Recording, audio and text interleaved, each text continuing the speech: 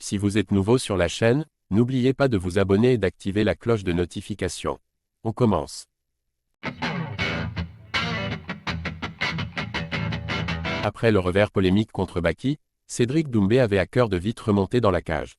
Il a eu sa chance face à l'Américain Jalil Willis et a redoré son blason en 90 secondes. Sa victime vient de revenir sur ce chaos expéditif. Après une défaite polémique contre Beizangur Chamsoudinov, à cause, on le rappelle, d'une petite écharde dans le pied, Cédric Doumbé avait à cœur de remonter rapidement dans la cage.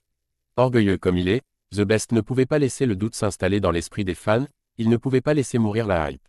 Alors pendant 2 mois, il ne s'est quasiment pas exprimé dans les médias, il a limité ses provocations sur les réseaux sociaux, et il s'est concentré sur l'essentiel, l'entraînement. Bonne nouvelle pour lui, parce qu'il est un nom qui compte énormément, il a été placé sur la carte du Bellator Paris à peine plus de 2 mois après son unique revers en carrière. Jalil Willis parle de Cédric Doumbé après le chaos. Son adversaire Jalil Willis s'était d'ailleurs chargé de faire la promotion du combat en affirmant que Doumbé manquait d'expérience pour le battre et qu'il n'était pas assez complet. La réponse a été nette et sans bavure de la part du Français, avec un TKO en moins de 90 secondes.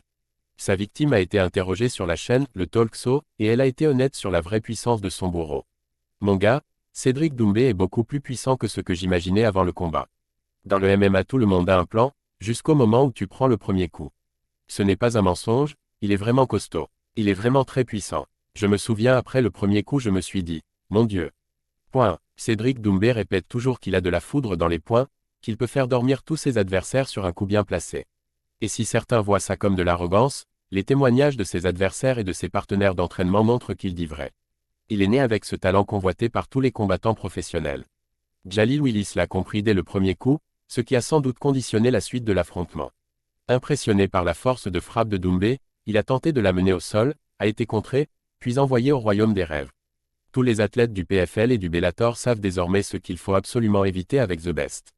Le seul moyen de ne pas dormir est de ne pas rester debout. Jalil Willis faisait le malin avant le combat pour créer de l'engouement, mais il a rapidement compris dans la cage qu'il était face à un monstre. Il a senti la puissance de Cédric Doumbé sur un coup, avant de finir au tapis.